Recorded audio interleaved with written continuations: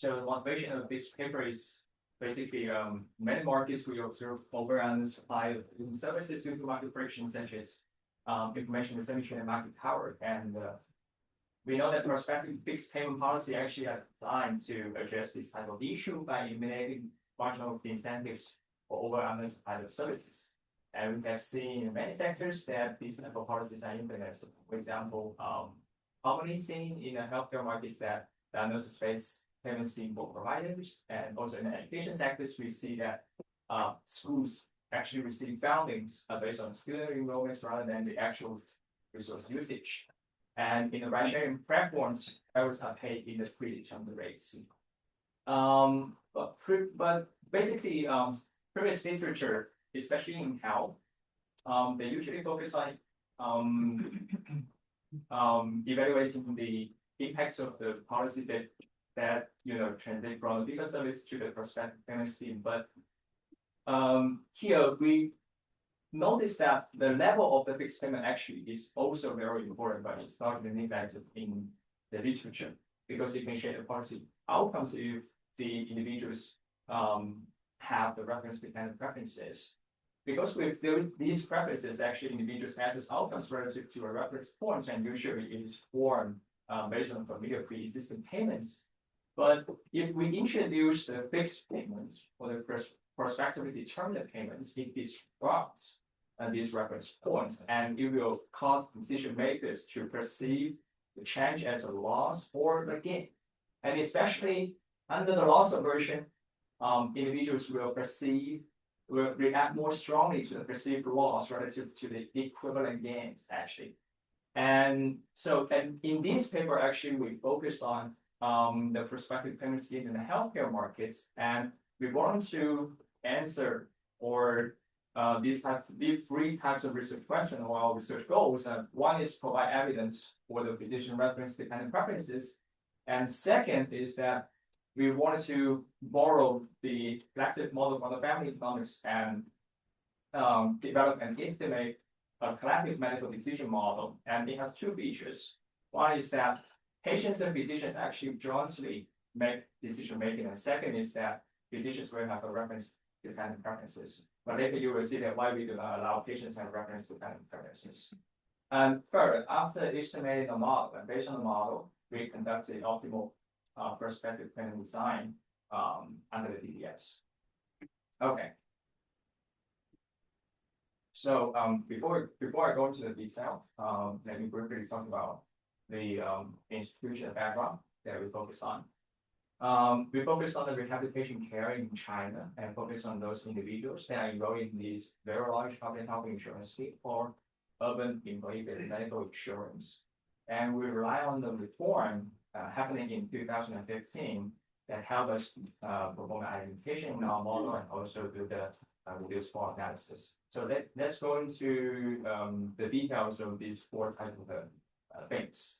And first is a healthcare supply in China. Let me just briefly talk about it. So in China, actually, this healthcare market is primarily dominated by the public hospitals, which are public hospitals provides over 90% of the outpatient and inpatient services. And in China, hospitals actually are classified into three tiers. And tier 3 hospitals, they provide the most sophisticated healthcare services, and the tier 1 provide mostly the primary care services.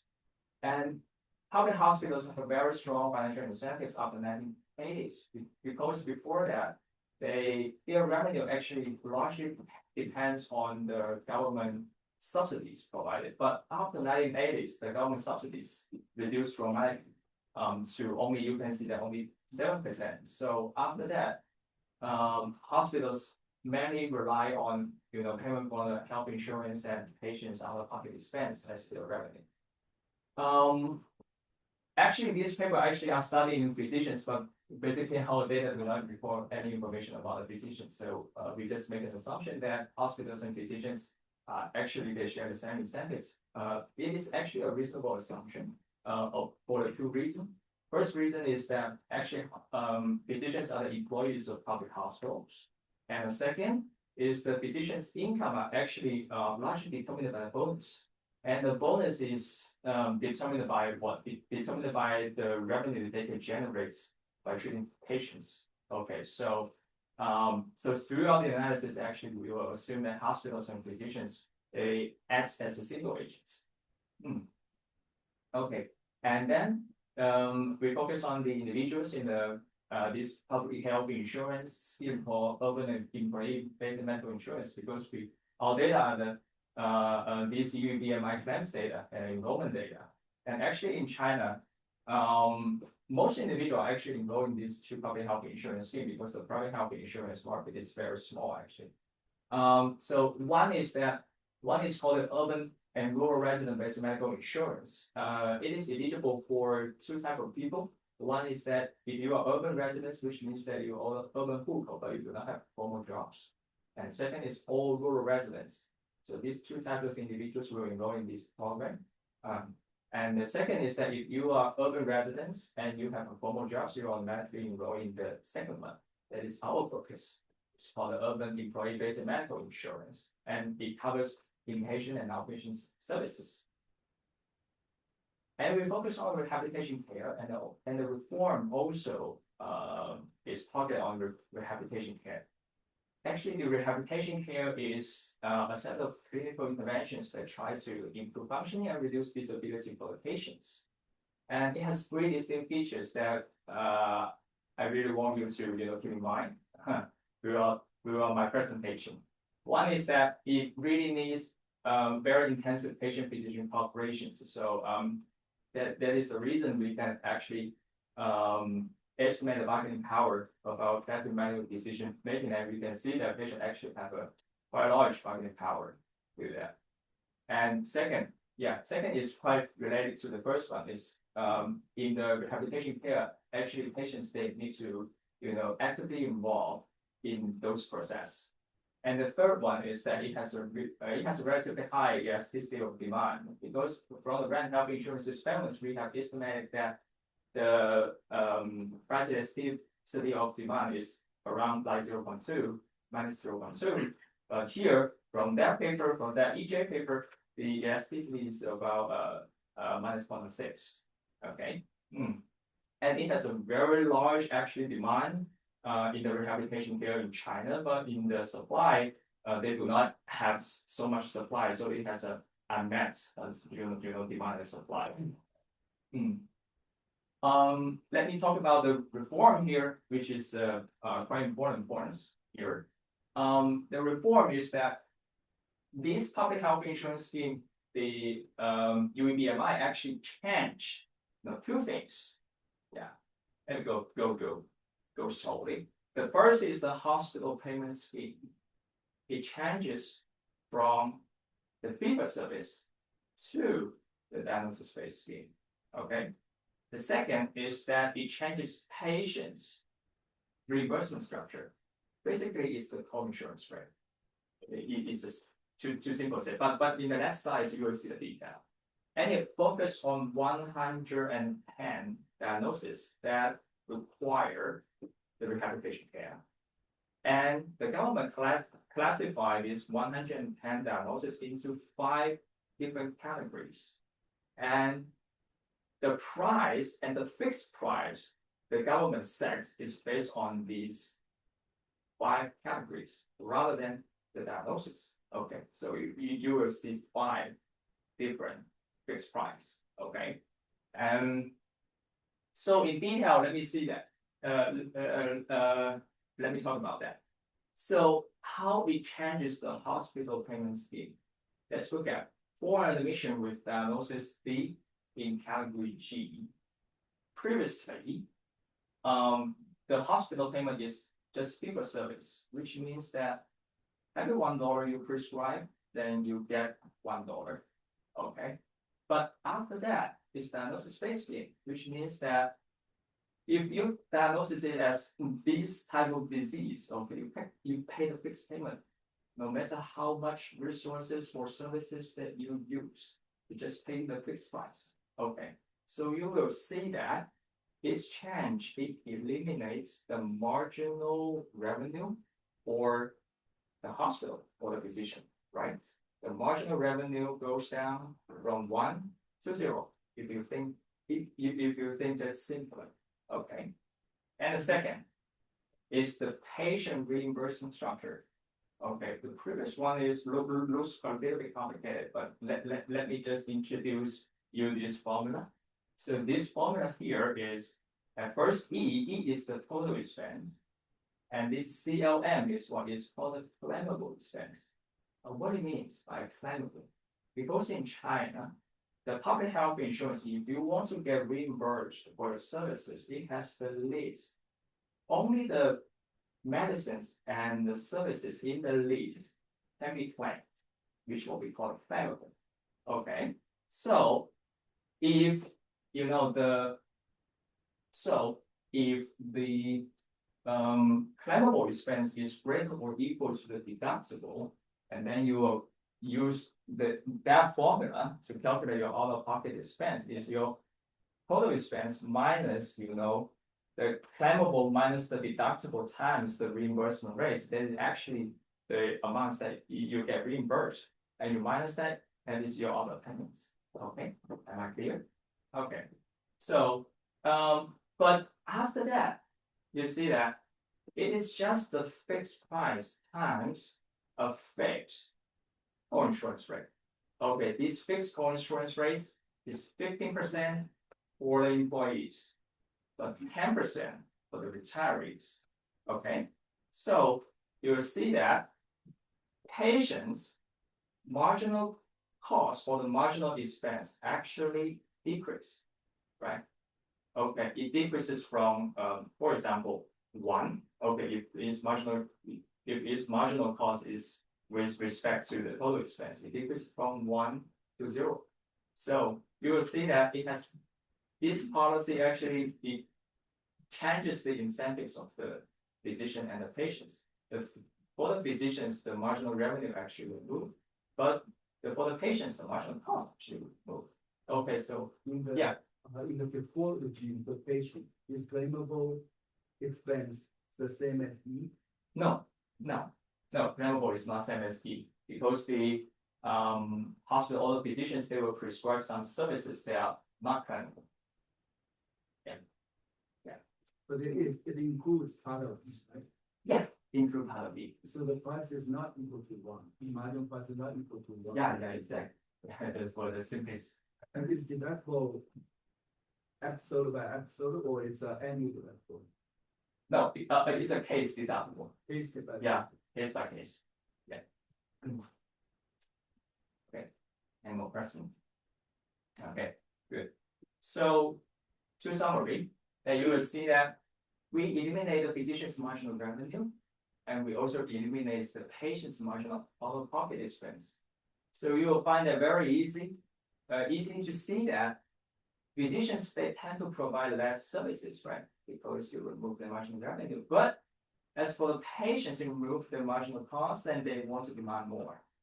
Okay, right? So it's an incentive compatibility in collective decisions. And we also will see one very interesting, pattern that I have shown you is that you see, we have listed some of the diagnoses that targeted by the policy change. And we will see that, some of the hospital and for some of the diagnosis, you see that before the reform, okay, it only, cost them they only receive the revenue for about 5,000 or 8,000. But after the policy, they receive 18,000. Okay, you see it, right? But as for those diagnoses, okay, before the reform, they received like 20,000, 32,000, but after that, they only received 18,000.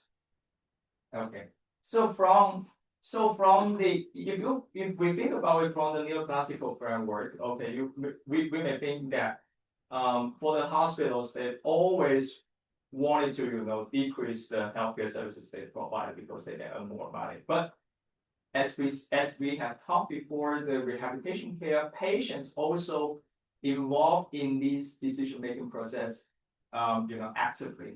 So we may not very easy to see that, what will happen after the policy change. Okay, so that is the whole thing. And let's look at it from our reduced form analysis, okay, to see what the policy change looks like. Okay. Can I just ask about So Yeah. do you mean that all three problems that is there in the after reform they all classified as the same thing?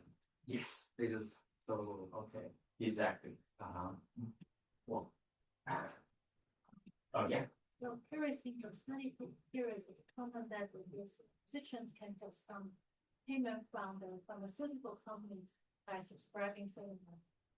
Oh, I guess so, but I'm not very sure about that.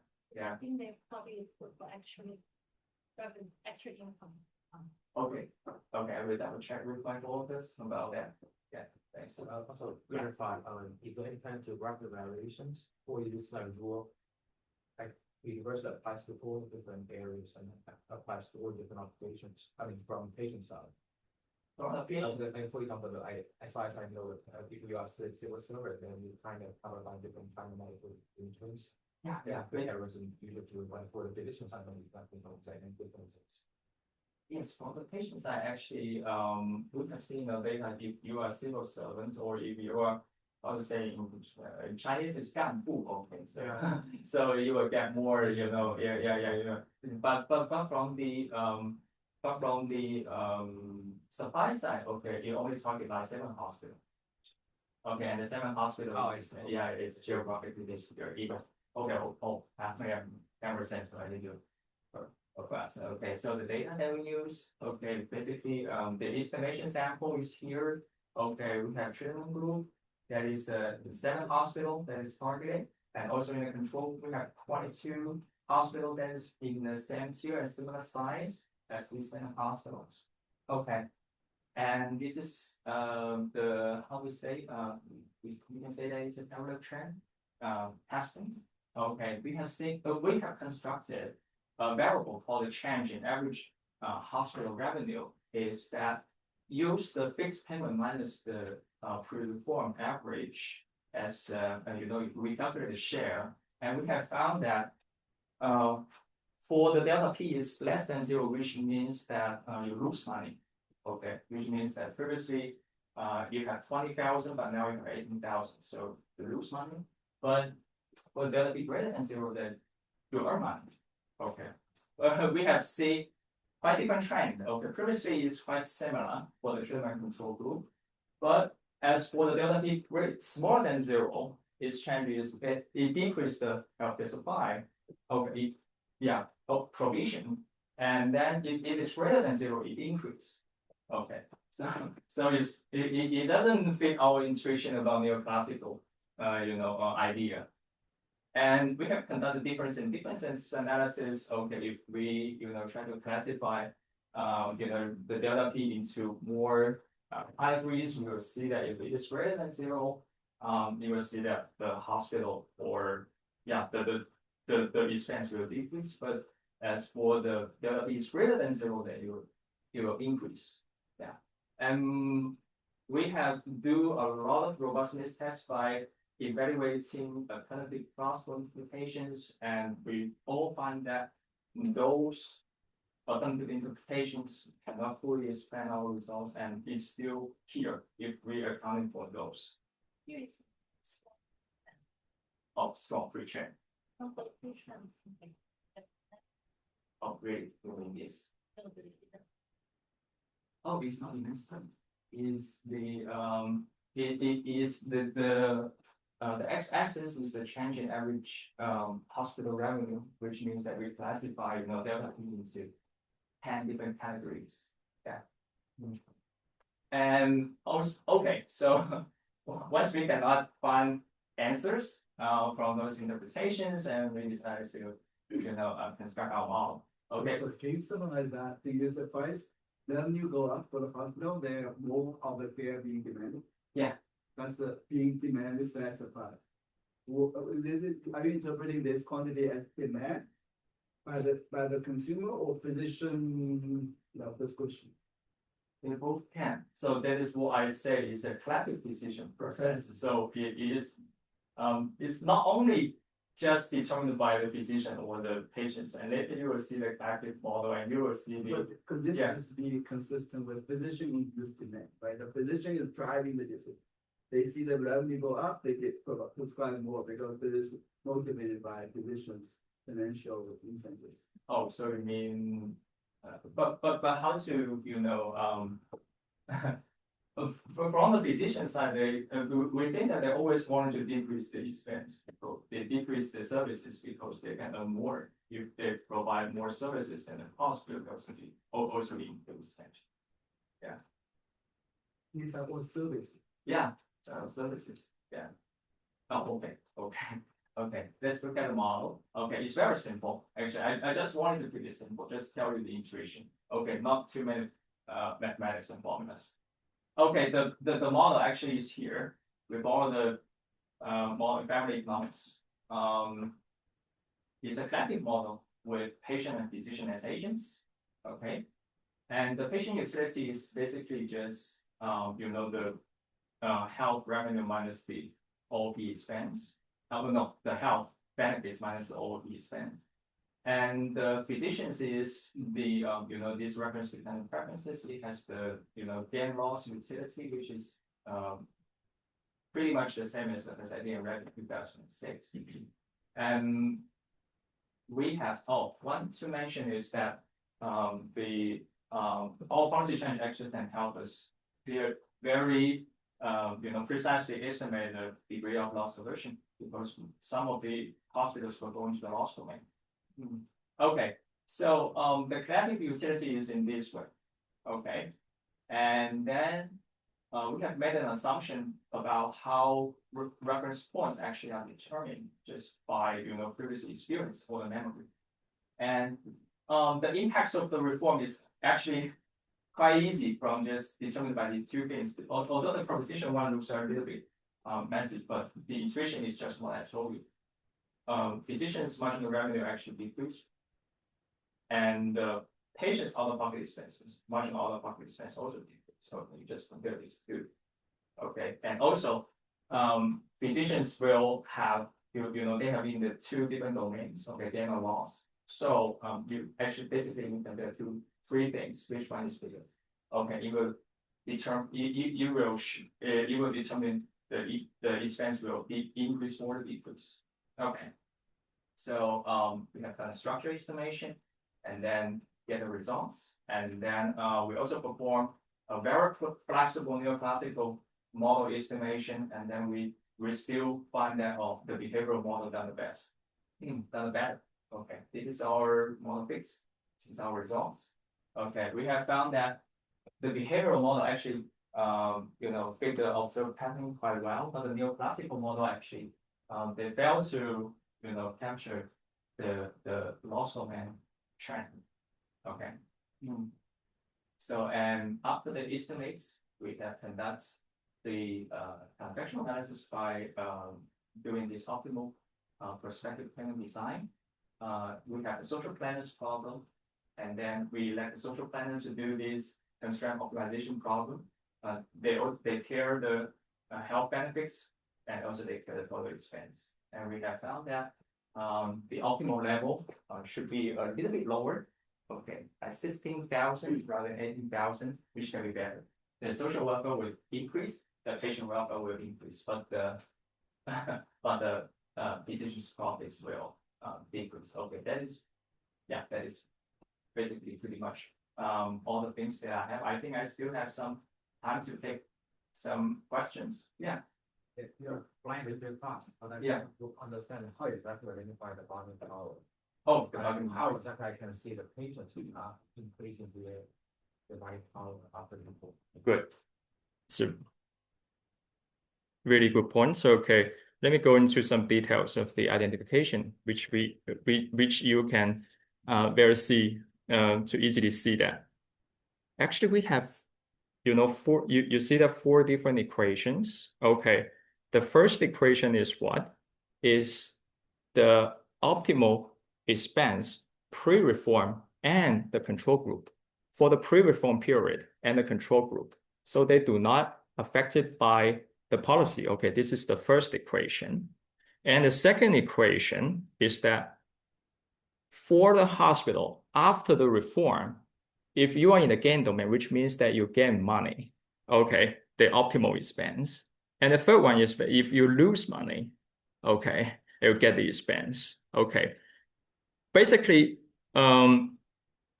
like for example, let's talk about alpha. Okay, alpha is the how to identify alpha. If we subtract equation 9 to equation 10, okay, we will see that this part actually canceled out. Okay, we basically use what intuition. We basically use what variation to identify alpha is the pre-reform coinsurance rate. Okay, by case coinsurance rate because it varies quite a lot.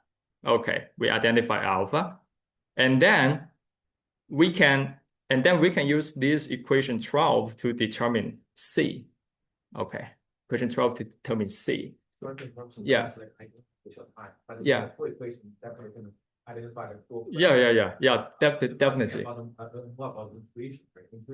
What exactly is a part of data variation after the report? I have to identify the change of target power rather than change of other things. It's like, well, it's not very easy to talk about. It's like the within case.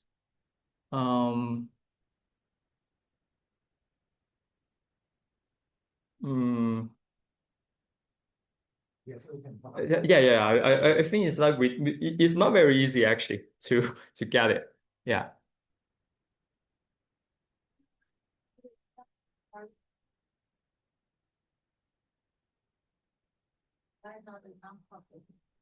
Non-cooperative model.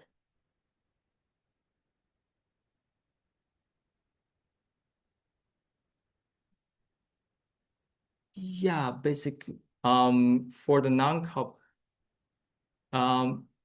basically it's from the setting actually, because the rehabilitation care, it really needs the patients and physicians, okay, it cooperates with each other and then to perform that. But as for the social planner's problem, basically, social planner has a quite different objective function compared with the decision units, and they just consider the patient physician's optimal decision as the constraint. They just consider it as a constraint, like obedience constraints, and then maximize their objective, like doing the constraint optimization problem. Yeah.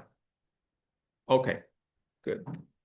Maybe, yeah, a thumbs up? Oh, yeah. Okay, maybe.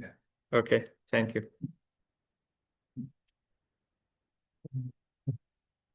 Thanks. Okay.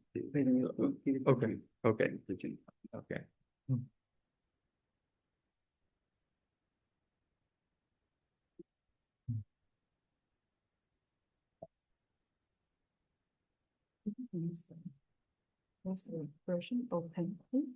I'm sorry, This is artist. do you want to do a different version? I think there's another version open on the Where is it? roads and health? Yeah.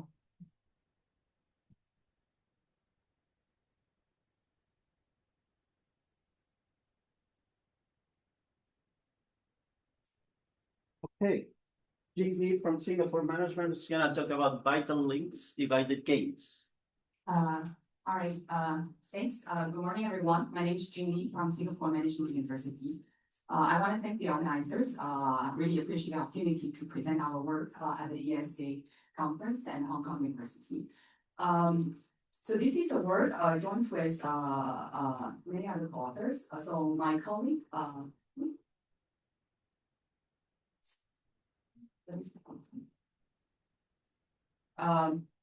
okay.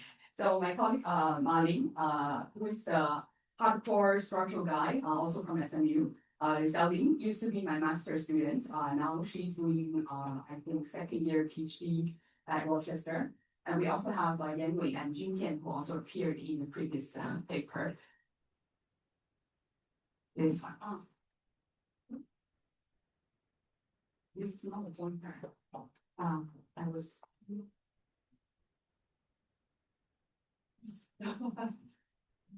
I think it's okay. Yeah, I'm just using my fingers. Okay.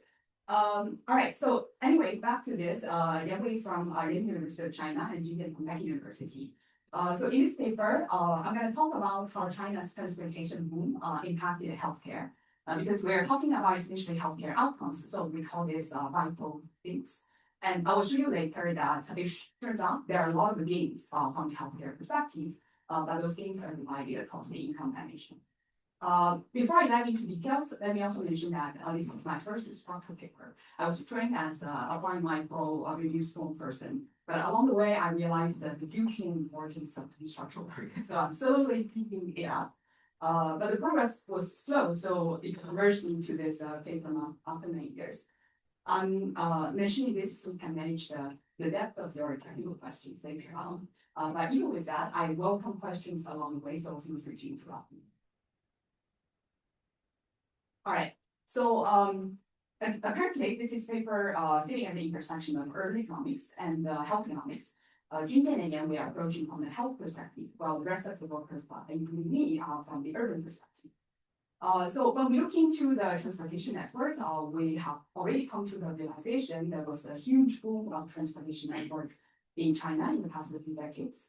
The left two figures shows you the expanded length of the road network and the rail network from 2000 to 2018. And then as a result, it's not surprising, the last figure shows you that the average travel time across the city pairs in China declines from about 20 hours to less than 10, was quite substantial change.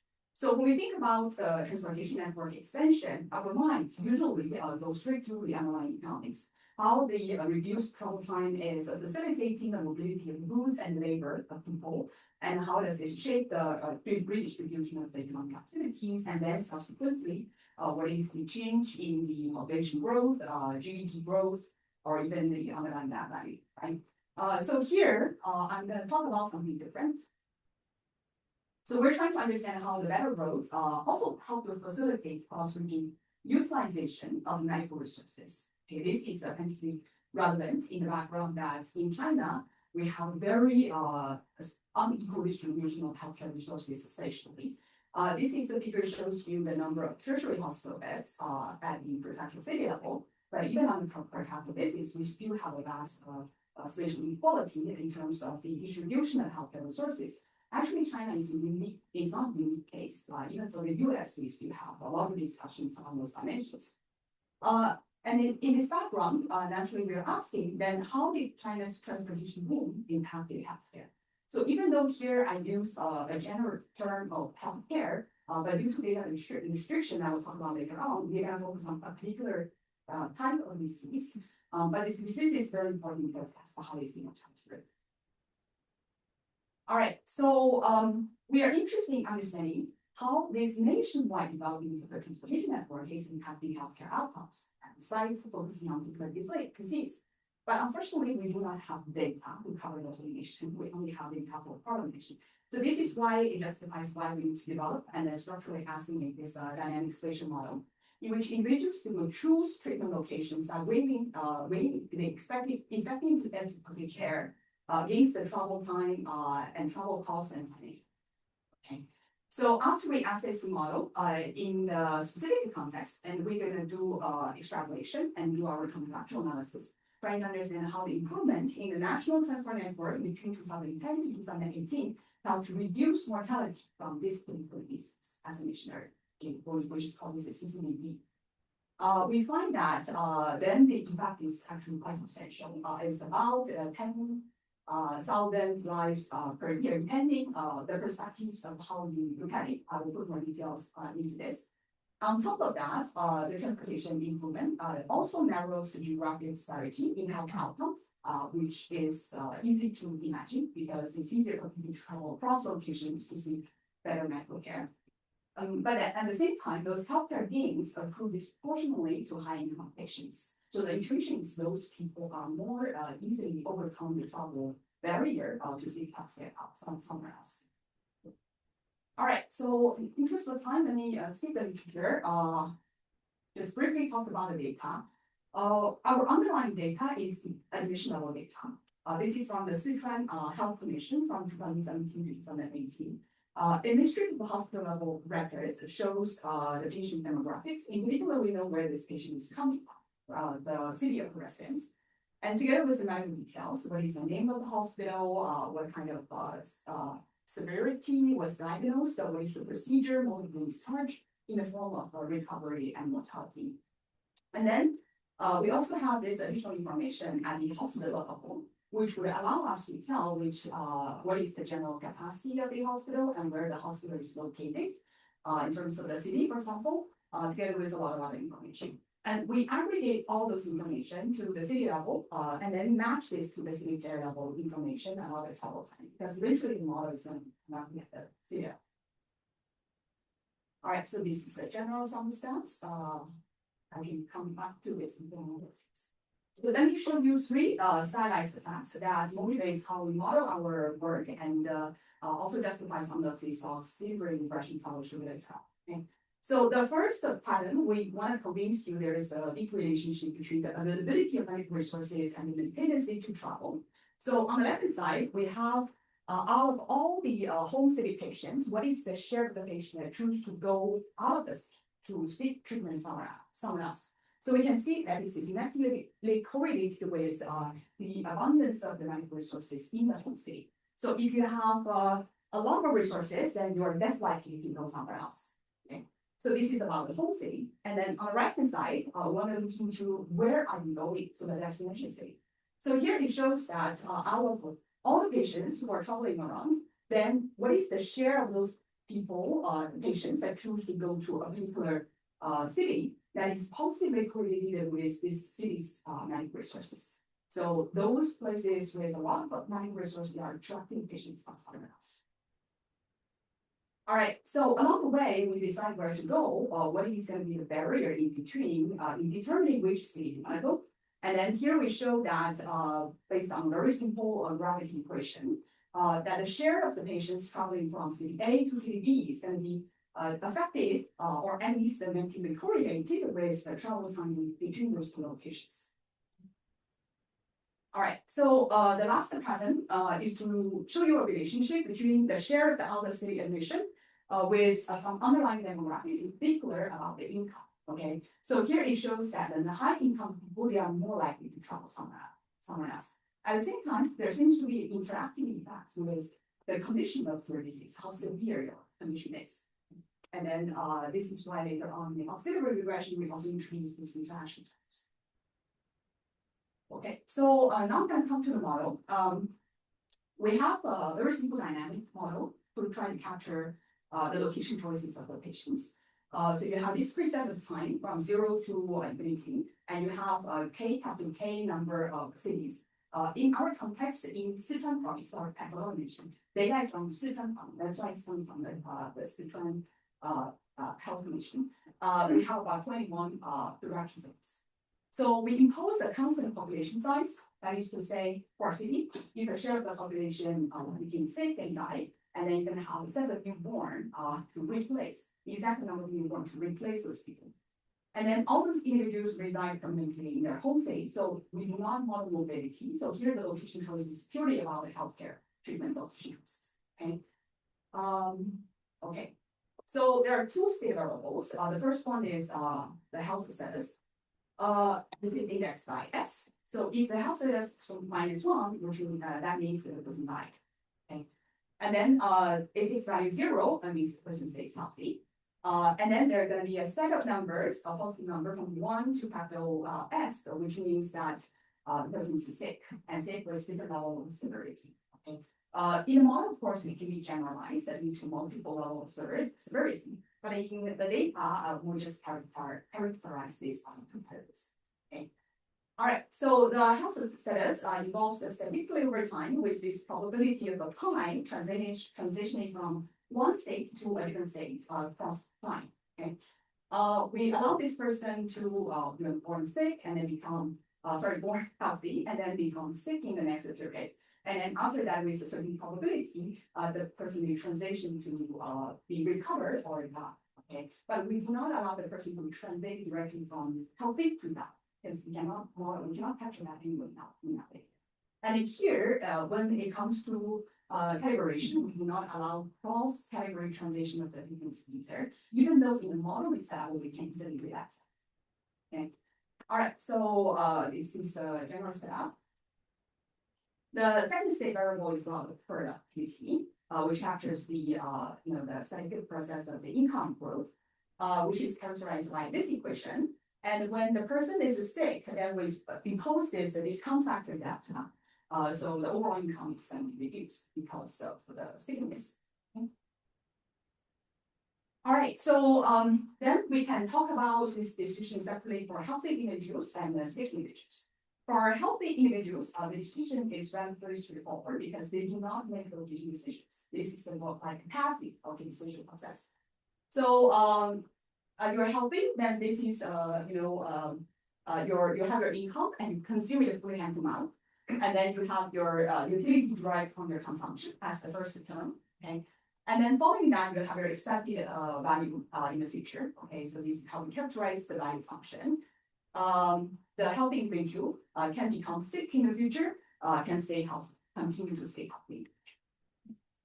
But the key decision is coming from those sick individuals. Okay, because for those individuals, they're gonna be active in making decision where they want to go for healthcare treatment. Okay, they're gonna make this kind of decision out of the choice set, which we characterize like this F set here. Okay, we'll talk about why we have an S set here. Okay, but within this choice set, first of all, they have to decide whether they want to go somewhere else. If they want to go, and then they have to incur this fixed out of the city cost, which can be explained by the fact that when you decide to seek treatment within your own city, then maybe the health insurance is going to be more generous. But if you go somewhere else, there will be a penalty. Okay, you can consider this in this.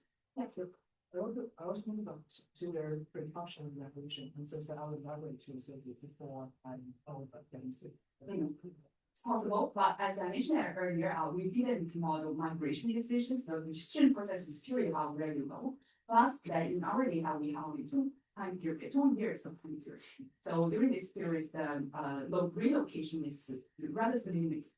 Yeah, we can just about that.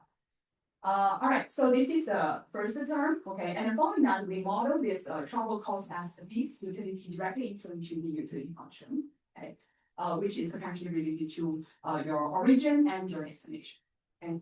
And then we have this random term, okay, capturing your preference shock, and we have a kappa in front of that, capturing how much you are attached to your preference, okay. So as I will show you later on, apparently, when you have a stronger attachment to your preference, then your sensitivity to distance travel, like the travel time is going to be lower. So this is the inverse elasticity for travel. Yeah. We will allow medical cost to be medical cost. For example, if you get treated in the city and you probably receive more treatment, it will be more expensive.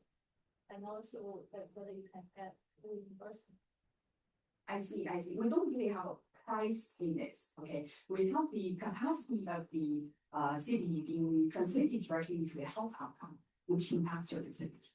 And so that's how we hopefully capture this image. Another thing is Yes. I do it, yeah. Insurance, we hope we cannot model all the complicated dimensions of the healthcare market. I have to admit that, and then especially when we have to focus, the trend travel from the urban social dimension, we abstract away from a lot of these complicated details, essentially the healthcare market. But we hope that at least some of the key parameters, for example, the fixed cost and then the capacity, how that is translating into a health outcome, can capture the key features. I guess the closing price of the location, you may have to basically travel there to seek treatment, you have to stay there for a month or something. That's right. So you can introduce some variation, right, in terms of the cost that will be occurred when you go to different destinations. But we're going to cut that. Maybe that's reflecting your choice side, but eventually I think some of these costs will relate to your severity of the disease. We definitely will only consider to go to a very far place only if like there's a serious condition and you know like only certain hospitals can be able to take care of that.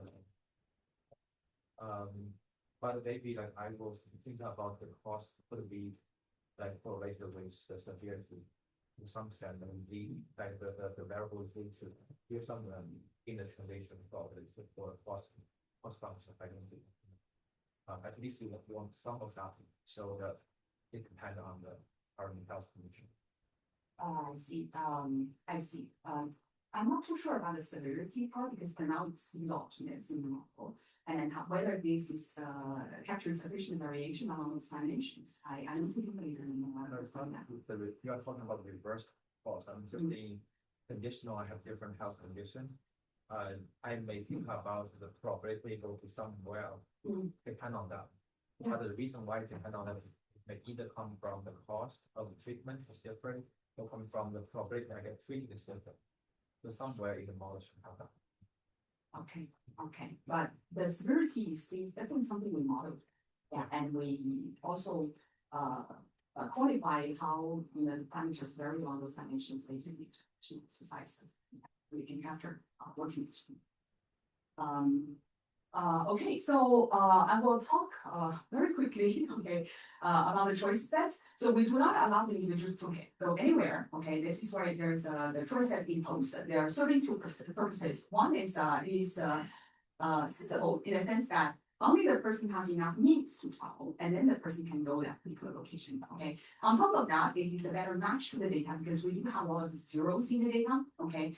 And then there's apparently a downside because the value function in this context is going to be mechanically different due to the size of the choices set. Okay, and this is going to introduce some quirky outcome because when you have large enough k and due to the law for variety, then some people may prefer to be sick because when you're sick, then you have a broader set of the choices. We do not want this to happen. Apparently, that's why we impose this so-called like a correction term. Okay. Which is essentially, this times the cardinality of the choice set. Okay. So to summarize, this is a timeline. We start with period T. Okay. We observe the shock, and we observe the availability of the medical resources in all the destination cities, and you also form certain expectation about the patient volume in the destination city. We consider this either capturing agglomeration or congestion. Okay. And then you select your treatment location, then you have to incur the travel costs and consume whatever is left. Okay. And then the treatment outcome will be realized. Then you transition to different outcomes, either recover or stay ill or become bad. Okay, before you transition to that period. So this is the timeline summarizing the story. So the choice probability is going to be right in this formula, where the first equation is expectation with respect to the two types of shocks, preference shock and your productivity shock. And then the second line is only with respect to your preference shock. You rewrite the value function, you have this error term, and then you can rewrite this probability of the patient's allocation K is seeking medical treatment in location L. And this is the elasticity I was talking about earlier. All right, so log motion for the healthy population is going to be captured by the three components. People who become remain healthy, recovered, or being replaced. And this is a log motion for the sick population. Those include like newly sick individuals and those already remaining stock. And then you can do the aggregation to calculate the patient volume at the location L. And this is equilibrium, how we find the steady state. Okay. So in interest of time, let me quickly move on to I will just quickly talk about the estimation. Okay, I will skip the auxiliary regressions and then jump right into the results. So we impose certain functional form for the treatment outcome. So as you are aware, as mentioned, this is the total medical resources available, and this is the patient volume. Okay, we will not take any particular stand for this gamma coefficient. And then how we model the travel cost, and then how we model the utility, because essentially this is about risk. So we impose this structure. We calibrate. Can I ask a question? Yeah. So the price is the mechanism to clear the market for the treatment in the city, or price is fixed, but waiting time maybe. the mechanism to clear them up. So, this For is. China context, I was wondering maybe the waiting time is more, but for public insurance patients, here you are, I mean, I saw the equilibrium for the price. How much price variation do you see in the data? We don't have price variation. We don't observe price. That's why we cannot model it. I recognize this very important aspect. But we just do not have the capacity to handle this animation at home. So this is why, when we talk about, But for the claims data you have, I mean, for every procedure, I guess it is a fixed price, right? You know, we assume that, yeah. But every procedure is a fixed price, which means. So, yeah, I mean, we don't have the cross city varies. I mean, in your model, different cities will have different prices. So the same treatment.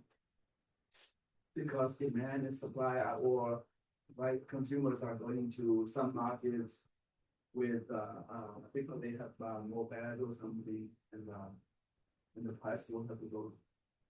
So even if you have the same price, but then, so our variation is coming from when you have to go somewhere for health treatment. It's definitely because you receive a gain. So outside of the price I mentioned, you definitely receive a gain in terms of your recovery rate, right? And you're willing to, that's why you're willing to incur the travel cost to exploit this kind of gain. And maybe I talk to you later on this, okay? Maybe there's something I'm missing. Yeah, okay. All right, so this is in terms of calibration, okay, and then there are another 12 parameters, sorry, 15 parameters we need to calibrate using our data, and this is calibrated, this is estimated using the incorrect difference. So those are the parameters. One is the key parameter, which is the inverse distance elasticity, and we have some parameters characterizing the total function. And then, most importantly, the treatment outcome. All right, so let me skip the auxiliary regression. Okay, let me show you the result directly. So the first one is the inverse travel elasticity. So 1 over kappa is the distance elasticity, which is actually larger compared to some of the elasticities documented in the literature. Here we say that this is a specific context, and in particular, we're talking about CCPD, which might be particularly time sensitive. Okay. And then we use this like etas to characterize the travel cost function, and those are the corresponding parameters. And here we find that many of the coefficients are very sensible. For example, if we focus on the different levels of severity and focus on the slope on the medical resources, they tend to be like positive for recovery rate. So better medical resources is helping to more likely to recover, and then helping to reduce the mortality rate as well. Okay. But when it comes to patient volume, then the results are a little bit mixed. It depends on whether you are talking about a high severity level or low severity level. Okay, model fit is good. Quantitative results. When we want to extrapolate this to the nation level, we need to have more data inputs, right? So we obtain this information from prefectural level population, from the Chinese population census, and then average income from the China city statistical yearbook, and then prefectural level medical resources in terms of the number of the total tertiary beds or tertiary hospital beds, and then travel network. This is also covering the whole information. When we do the contractual analysis, we impose 2 different bases. Okay, the first one is if you're holding constant of all the other variables we fixed at the beginning, 2010 level, and then when you only change the transformation network from 2010 to 2018, what is the contractual results? And then alternatively, you can also put everything constant to be the base period at the 2018 level. Okay, and this is a level in which the medical resources became a lot more abundant and a lot more evenly distributed. So then in this context, when you vary the transportation network, the impact is going to be a lot more muted, as you may imagine. All right, so here's the key result. If we hold constant at a 2010 level, then we increase the transportation network from 2010 to 2018 level. This is going to help reduce the mortality of this particular disease by 3.08%. And then, on the other hand, if you hold everything constant to be at 2018 level, the impact is smaller, okay? You can decompose this number into different levels, all right? So the total number of decrease on a yearly basis is going to be roughly 10,000. This is number I mentioned at the beginning, okay? You can decompose this into different groups, right? If you focus on particularly the induced travelers, which would correspond to roughly the compliers, okay? And here you have the never traveled, okay? And you have the always traveled, never treated, always treated. And you see, not surprisingly, majority of the effect is coming from the induced travelers. All right, so when we look into the distributional effect, this is also quite interesting. We find that, not surprisingly, when you allow people to travel for medical treatment, then the healthcare outcome cross-sectionally will have a much smaller variance. Okay, so this is the first bar, which shows the results when we have the 2010 estimates. And this is, so the total variance is, the total variance reduction is coming from one, cross-sectional damage across location damage, and two, coming from the income damage. Okay, so the total variation has been reduced, but then this is mainly driven by the reduction across locations. Okay, which is also coming out of how this the story unfolds, right? But at the same time, when you look into the cross income damage, there's a slight increase. Okay. So here the graph shows that our story is in line with what the data captures here. Okay. You have increased the medical resource access due to the extension of the transportation network. And the size of the circle shows the likelihood that for the patients within this city to travel somewhere else for healthcare treatment. And that would correspond to a much reduced mortality. Okay. But again, when you come to the distributional effect, you find that majority of the effect is driven by high income individuals. Okay. And in a specific case, when we hold the resources to be constant at the 2018 base, again, as mentioned, a lot more rebounded and a lot more evenly distributed. And in this case, the low income group will suffer. And then the intuition is that the people will come from somewhere else to those medical resources of abundant locations. And then the congestion, in fact, will decrease the healthcare outcome for these groups. This is like that. Yeah, are you able to show any pattern about the correlation between the mobility and the level of their health condition? So across different level of disease, is there any kind of increase in pattern? Yeah, I don't have it here, but it's in the paper. I'll talk to you about this. Sorry, time is up. I will conclude. Improvements in transportation infrastructure reduces mortality. And then we show that the better transportation network reduces spatial inequality and access to care. But the benefits are unevenly distributed across the encounters. Okay, that's it. Thank you.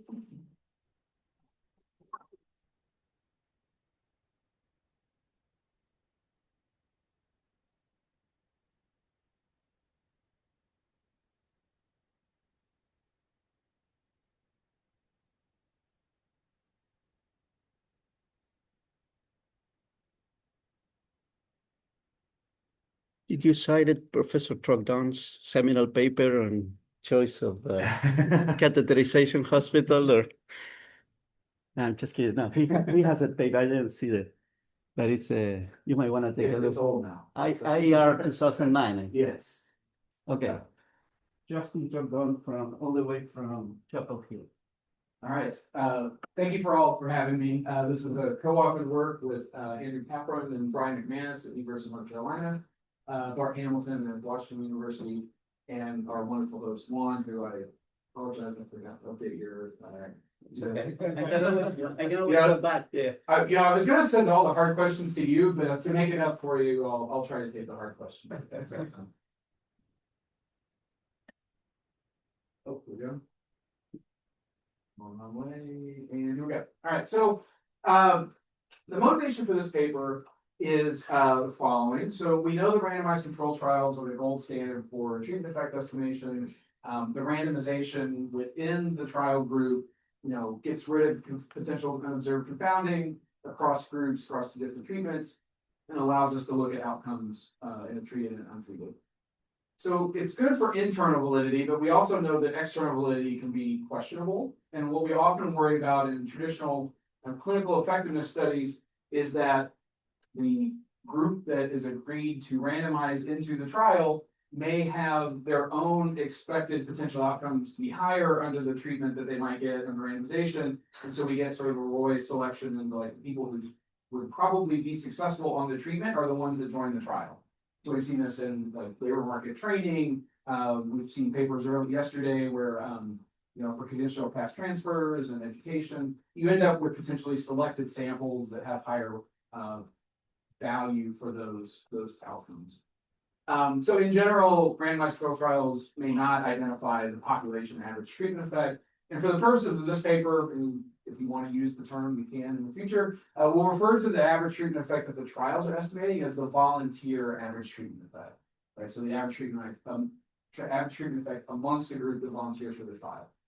All right, so we're going to do two things with this paper that we think are an interesting class of trials that have a slightly different type of selection. So we're going to focus on comparative effectiveness trials. So rather than like a clinical effectiveness where we're trying out something brand new that patients can only get access to by joining the trial, comparative effectiveness trials are often comparing things that are available outside of the trial. So examples might be things like off-label drug use. So there might be a drug that's already on the market, and at least in the US, physicians can prescribe it for whatever they want, but we might want to know, hey, this seems to work for the thing it was approved for, but it also seems to be working for this other disease. And we might want to run a trial to see, should we be recommending it for that as well? But patients have access to the drug through their doctors outside of the trial. There's lots of behavioral interventions that would fit this. So you can think about like cognitive behavioral therapy for quitting smoking, or weight loss approaches could be compared in a trial. But there's nothing about those choices that are restricted to the trial. Patients can get them elsewhere. So that's the first main thing, is we're going to focus on these trials where the available treatments, or so the treatments are available outside the trial. What that's going to do is we think is going to lead to what we're calling selection on indifference. So rather than people selecting into the trial to sort of only have positive expected outcomes under potential treatments in the trial, anyone that's got strong value for one of the treatments in either direction won't agree to be randomized. So if you've got two treatments, A and B, you have very strong value expectations for A, you won't agree to be randomized. You'll just go get A in the real world. Same for B. You have strong value for B, high potential outcomes for B, you're not going to agree to be randomized. So what you're getting in these kinds of trials is this sort of middle section of the value distribution, and it's not clear, with depending on how much selection is going on either side, whether the treatment effectively over or underestimated in a trial like this. So we're going to use the structural model to try to recover the true population average treatment effect. The other thing about the trials we're going to be looking at is that there's a lot of dynamics in these types of trials. So we're thinking about a trial where there's a treatment A, which I'll call sort of like, I'll refer to this as active treatment to kind of keep A in your mind. But this is sort of a intensive, think like surgery or radiation that is effective for preventing further health deterioration, but comes with a lot of side effects. The other option is going to be essentially kind of a watchful waiting or a surveillance mode, where you're gonna do something often that's sort of like less directly effective, but also comes with less side effects. So that's the balance that patients are trying to trade off. So the dynamics matter. You might, in the real world, try the less intensive thing for a while, and then only switch to A if things get bad. All right, so we're trying to figure out kind of how can we estimate a population average treatment effect comparing potential outcomes for the less intensive treatment versus the more intensive treatment. And we're going to use the structural model to sort of handle both this sort of selection on indifference and to handle dynamics in a model like this. So our application is in prostate cancer. So prostate cancer is a slow-moving cancer. The treatment options, there are several. We're going to kind of lump a lot of them together into one treatment A. So that will include surgery, radiation are the two big ones. And these come with pretty severe side effects. So they do usually stop the cancer growth, but there's a lot of sexual and urinary function side effects that happen to men who take this treatment. the medical literature has, in the last 10 to 20 years, figured out that, well, actually, we might be over treating this. Like there might be a lot of men who the cancer is going to grow very slowly and not cause a lot of problems. So maybe we should just watch and monitor and then only switch if things progress. So that's going to be, this watchful waiting is going to be treatment B. And the impact of that surveillance is going to depend on sort of preferences for when to switch. And we'll also in the model allow the effectiveness of the actual treatment, like surgery or radiation, to vary by men across men with heterogeneity. So there have been trials in prostate cancer that have attempted to estimate how does mortality change if we do the less intensive thing, right? So can we sort of walk back some of our intensive treatment use? The particular trial that we're going to use data from had this quote that I couldn't believe when I saw it in the protocol, because it basically gives the exact intuition that we were trying to build, which is that men should not undergo randomization unless they're able to view all treatments as reasonably equivalent. So again, selection on indifference. We're missing men that have strong preferences or values for either treatment. Again, for time, I'll skip the literature section, but it's there if you want to look at the slides. So now I want to walk you through our model.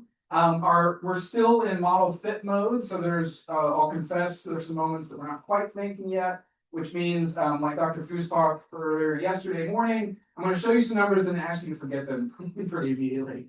Let's walk through the model first. So men can be diagnosed at any age. There's sort of a lower bar and an upper bar to age. I'll talk about what those are in the trial that we're looking at in a bit. A sub naught will be the age at which you were diagnosed with prostate cancer. The severity we're going to count with this little omega. In the real world, that's going to be a prostate. What is PSA? Prostate sensitive antigen, something like that. The PSA is a chemical that's tested from prostate. That's going to be our marker for severity. At any given age, you can decide whether or not to take the active treatment or continue to watch. Patients are going to be drawn from a distribution with age and diagnosis, the severity at the time of diagnosis of the cancer. We'll have some preference parameters alpha that are going to be the importance that men attach to the side effects. So when they're making this sort of mortality side effect trade-off. And then B is going to be a match value for treatment. So again, there's going to be heterogeneity in the population about how well treatments are expected to work for them. There'll be a finite horizon dynamic model with uncertain survival. Everyone dies at a upper bar. And so again, patients can die at any age kind of after diagnosis up to that point from either prostate cancer or other causes. So it turns out a lot of men with prostate cancer die of other things. So we're modeling that competing event as well. We're going to take a quarter, so every 3 months will be our unit of time. We'll collect a bunch of stuff in our state vectors, again, the age of the patient, their current disease biomarkers, so higher values mean worse prostate cancer. It generally grows very slowly over time. The state also includes your previous choice. So essentially it's everyone starts in the waiting arm, and then we'll track at what point you switch over to active treatment. We'll denote that age with A, so cap A. We'll also denote how severe your cancer was at the time you switched over to the active treatment, plus the subscripts here, and then we'll have a survival indicator. So in terms of the timing, remember that men can kind of do this outside of the trial.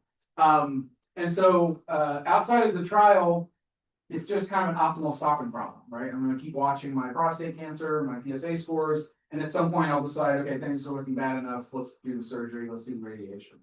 And once you do that, that's the treatment you get. You often don't have a prostate anymore, or definitely don't have a working prostate anymore, and there's no more treatment decisions to be made. All right, so at any given age, after diagnosis, patients going to choose between keep watching, switch to treatment as long as they're still alive and still being watched. So we're going to go through our kind of value function derivation for two types of men, those outside the trial and those inside the trial. So outside the trial, there's sort of no restrictions. So the optimization problem is relatively standard. They're going to maximize a present discounted value of expected flow utility. That flow utility is going to depend on what treatment state they're in. Again, there are going to be side effects if you take the active treatment immediately. It's going to depend on other things in the state vector as well as your preferences for side effects, the alphas. The expectation here is taken over the transition variables. These are essentially how fast is the cancer growing and what are my mortality probabilities from the cancer itself and from other causes. And then if they choose A at a given age, so you choose to have surgery or radiation, that's it, you're done making decisions. So outside of the RCT, we'll denote those value functions with the free in the inside there. That means that these are men not in the trial. The value function is going to be the max, decide when to switch to active treatment, using your utility today and your expected utility tomorrow, given the treatment choices you've made. The value specific treatment choices are in the middle row. And then the overall value function is essentially just the maximum over that recursive set. So for men inside the treatment, there are a couple main differences here. First, there's a timing distinction. So men that join the trial and are randomized, if you're randomized to B, the watchful waiting, you have to wait at least one period to get active treatment. So your choice decision starts sort of the next period. The second difference is that there's a trial protocol that restricts when you're able to switch from B to A. And basically what that says is your disease needs to progress above some threshold we'll call omega underbar before you can consider A.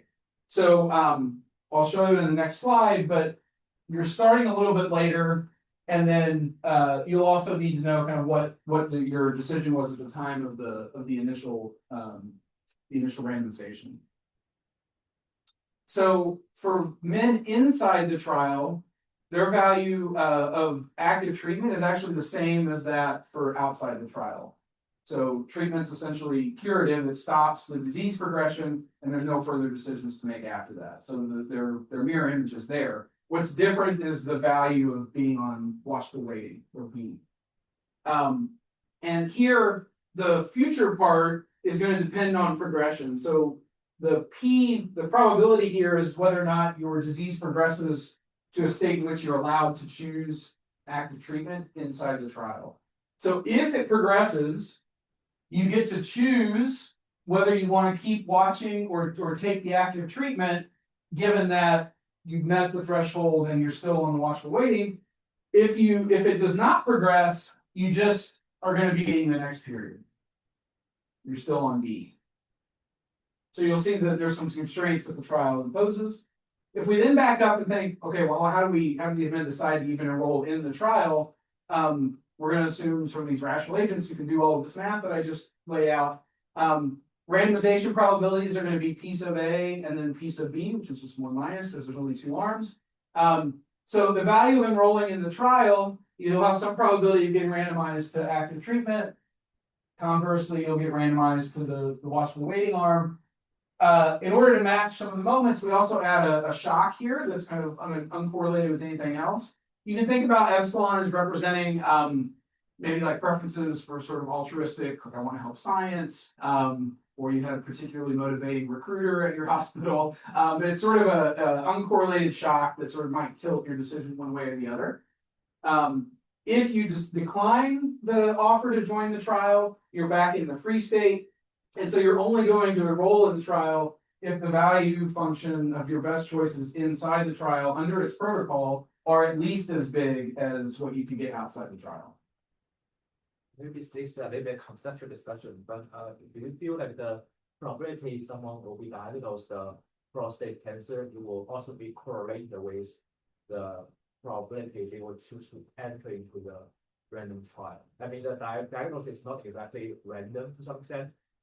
Because yes. So I mean, there could be some sort of behavioral smokers or something like that. About that, it's like as a matter of scientific fact, like almost all men will have certain level of different level of the prostate cancer. It's just like how much you want to find that.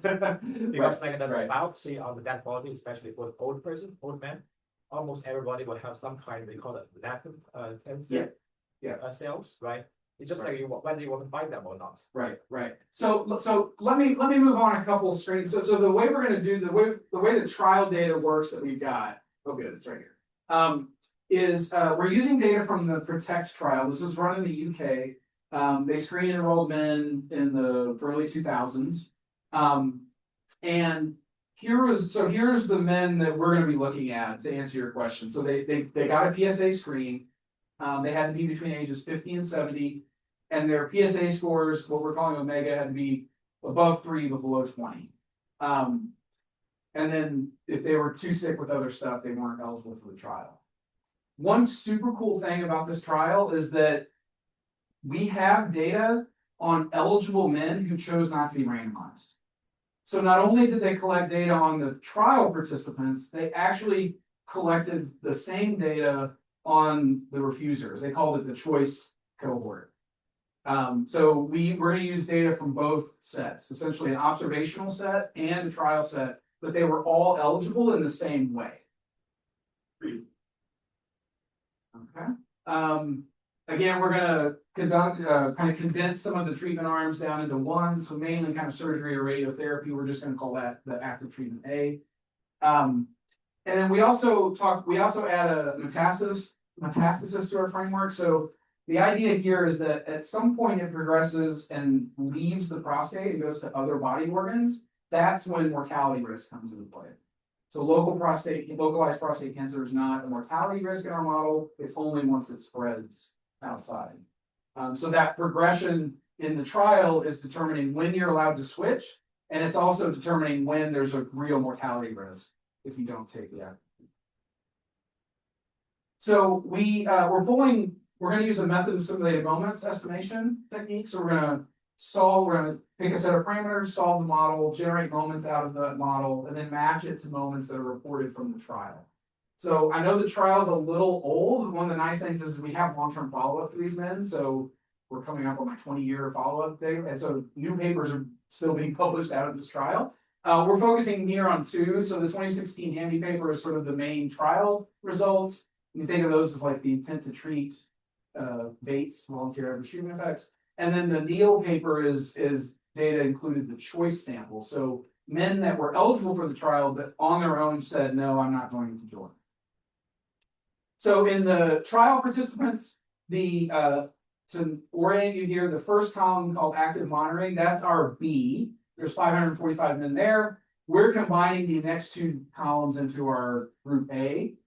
So you can see 4 or 5 rows down, you can see the prostate cancer mortality rates are slightly higher in the men randomized to B, 1.5 over versus like 0.9, or yeah, 0.8 probably if you average those.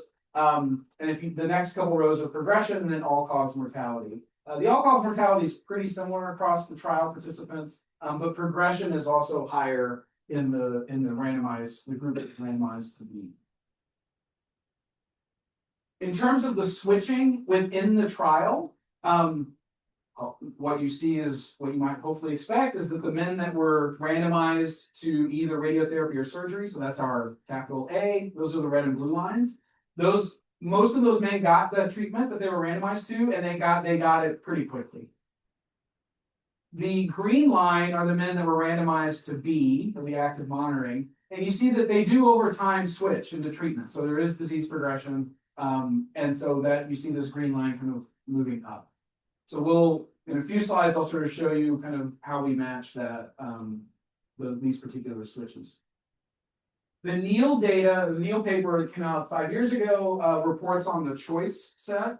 I'm going to zoom in just so we can kind of focus on things here. So this one's a little cleaner right now. B is the first column again. A is, well, the surgery is part of our A group.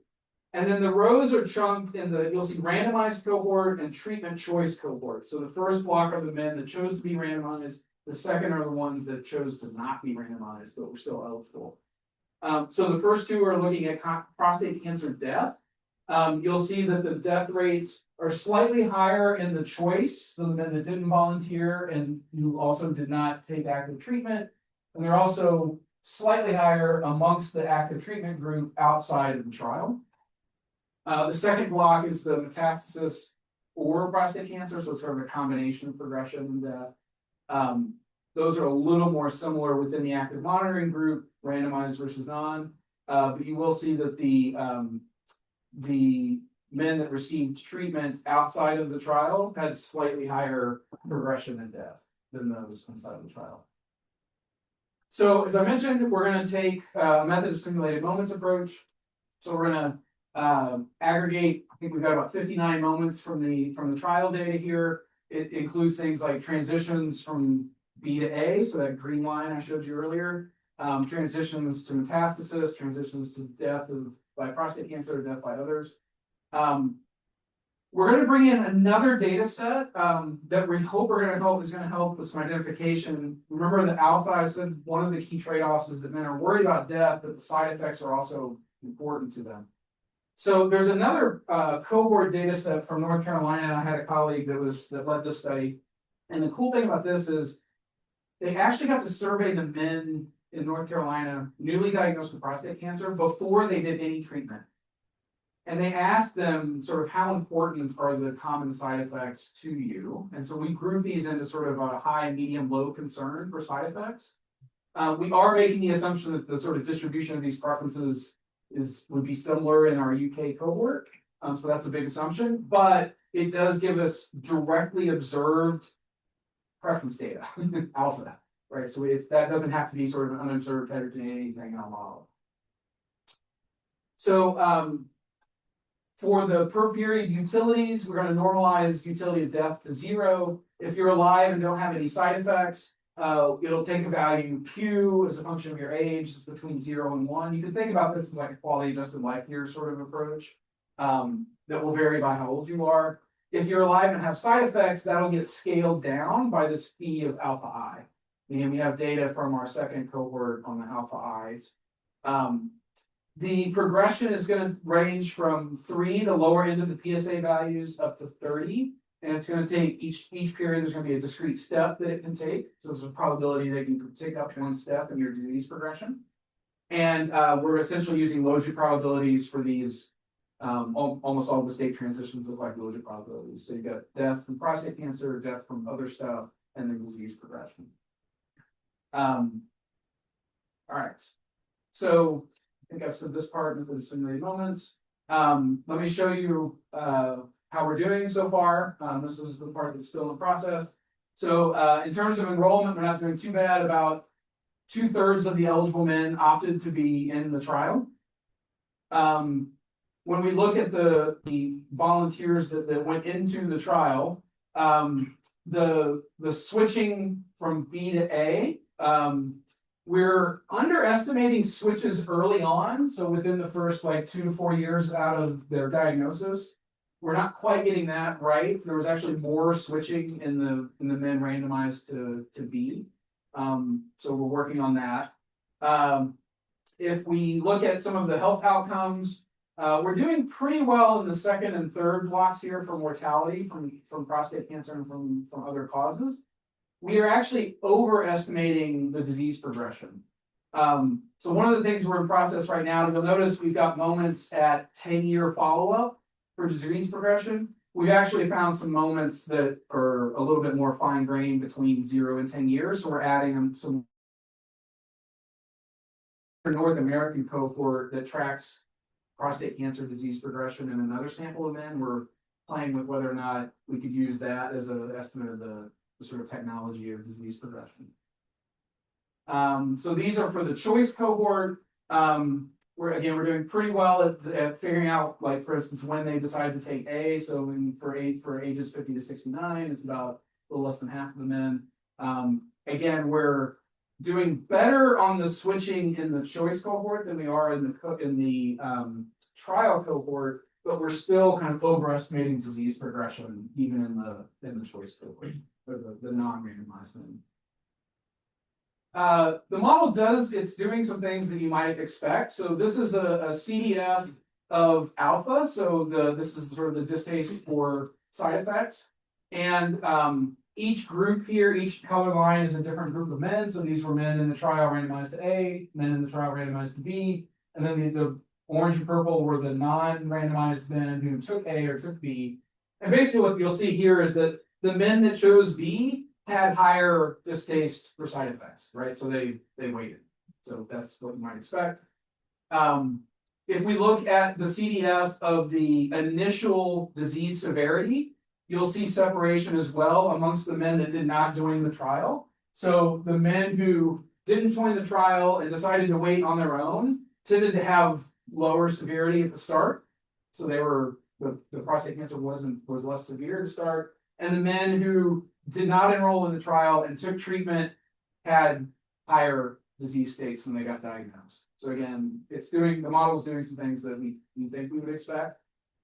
This is another way of showing you that we are missing the transitions from B to A in the trial. So that line that looks different is our model's transitions for within the trial, but the actual data on switches in the trial is the red line. So we're trying to work on that as well.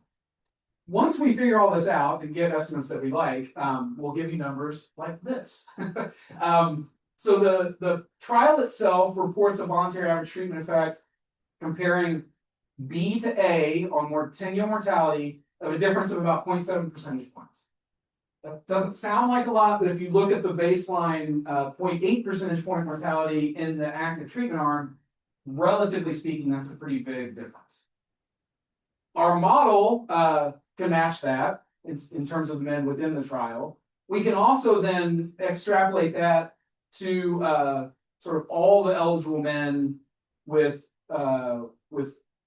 fully diagnosed population underneath the trial protocol. So basically, if we took the choice cohort and said, nope, you're in the trial, we would get a population average treatment effect of also about 0.7 percentage points. So it turns out in this particular case, under these parameters, which will change, the VATE and the 8 are actually kind of similar. When we do a little bit better matching the moments, we don't know if that will hold. Some of the counterfactuals that we can do with this model in just one taste is we can go in and say, what if we relax the trial protocol and allow men to switch earlier? So allow them to take active treatment at lower levels of severity. And here we can back out, say, a population average treatment effect that's much smaller when you allow the protocol to switch earlier.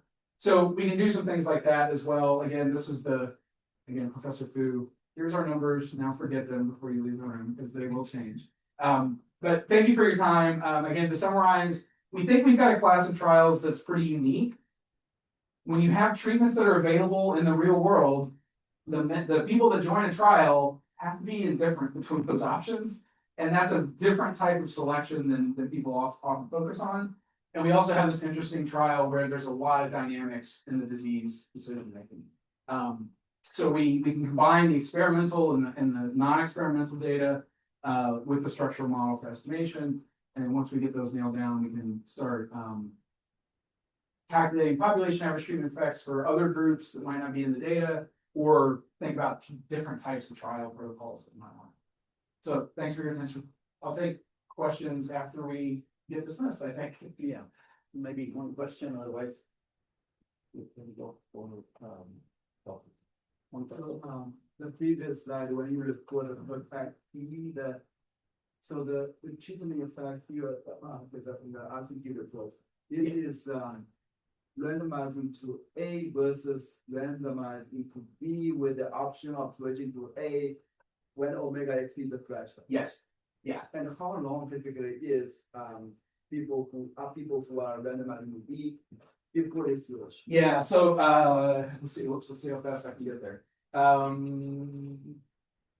It's a slow and steady trickle out of the. I'm going wrong there. Sorry.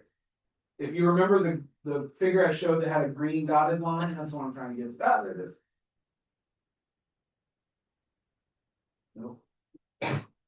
All right, we found it. So that green dotted line is essentially the rate at which the men randomized to B switch. And so again, it's kind of a slow trickle over time.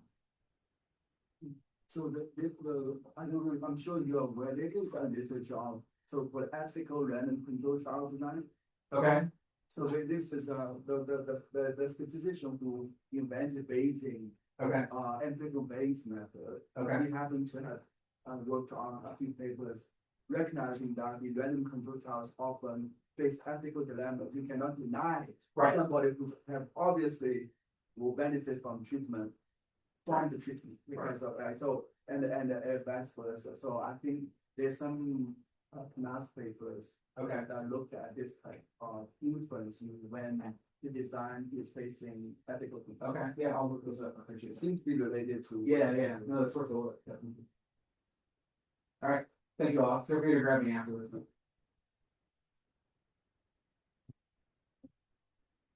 Hey, we have coffee time until 11:25. Okay. Oh, this is always. No, I got to. We had a file. It's not over. Yeah.